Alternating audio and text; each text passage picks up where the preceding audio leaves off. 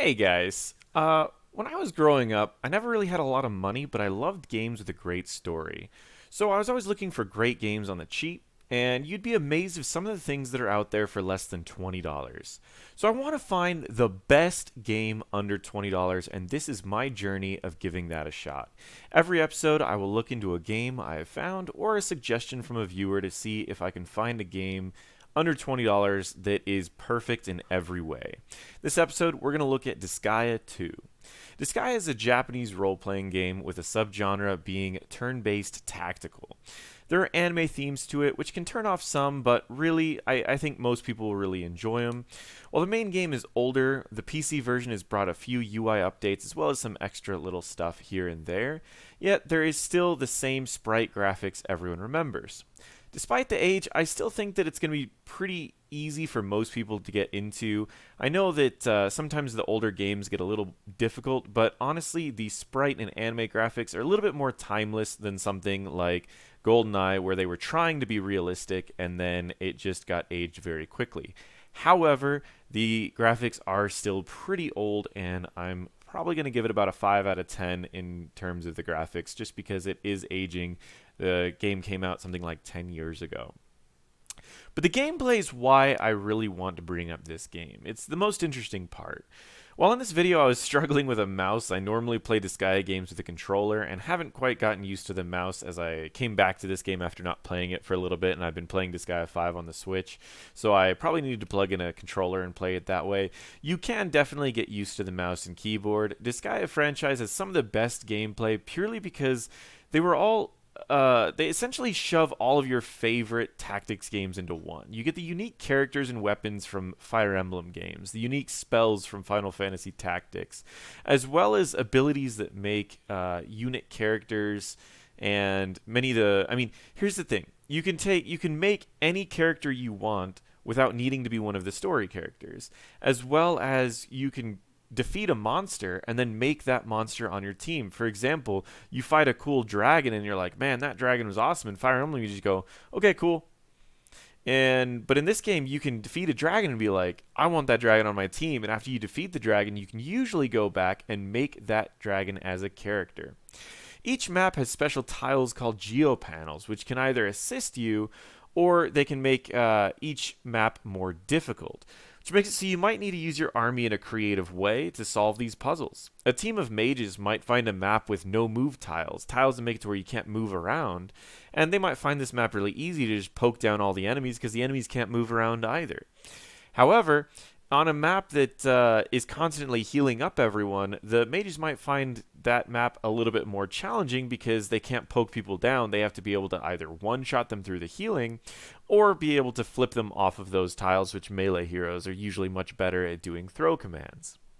So sometimes you need to change up your composition.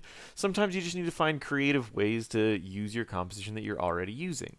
While the story characters often have the best abilities, you can run a composition without any story characters. Just fill it up with dragons if you wanted to. Finally, the game has a lot of replayability, and the average playtime for Steam reviewers was over 100 hours.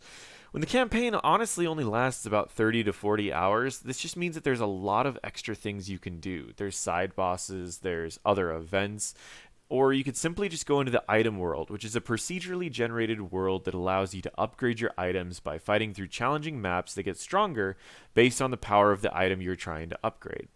Overall, I give any game in the Disgaea series a 10 out of 10 in gameplay, as there is just so much immense variety of tools to make it your own.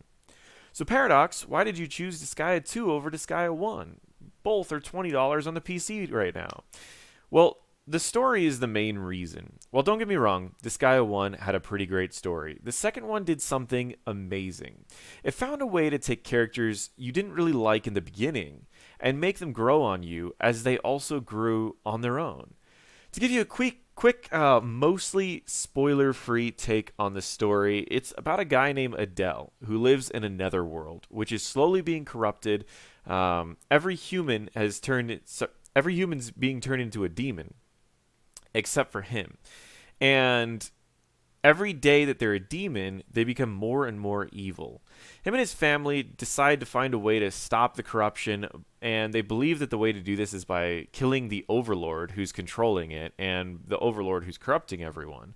So they go to summon him, but they accidentally summon his daughter. They attempt to use her to find her father so that they can kill him, but she doesn't really want her father to die, so she puts them through trap after trap. However, she hasn't ever left the castle before and barely knew her father, so by herself, she keeps getting into danger herself. She'll set up a trap for them, fall into danger, and then Adele will usually save her. So this prickly princess in the beginning slowly starts realizing that Adele isn't actually this evil person who's trying to kill her father. He's essentially doing the same thing she's doing and just trying to save his family. She's trying to save her father. He's trying to save his family. And while there's a little bit of romance, I'm just going to leave the story there. You guys can learn the rest of it as they go through this adventure. Do they actually kill her father? What happens? Either way, hopefully you guys check out the game and see that. I just love the story because it shows how two people can have similar goals that clash and how they grow with each other despite these contradictions of their goals. Overall, Disgaea 2 is an incredible game. I recommend it to anyone who likes tactic games or Japanese role-playing games.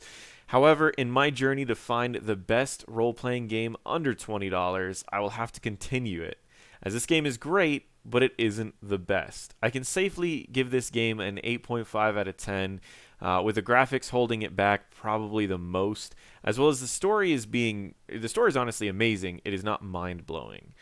If you guys are interested in the game, it is currently on sale on the Humble Bundle. I will put a link in the description below. It's currently $10 when it normally is $20, so check that out. I have a couple more ideas for games I will try out, but I would love to hear what you guys think about this series, and if you have any recommendations, don't hold back. I'm really curious. Don't forget to subscribe and check out as this journey continues, and thank you all for watching.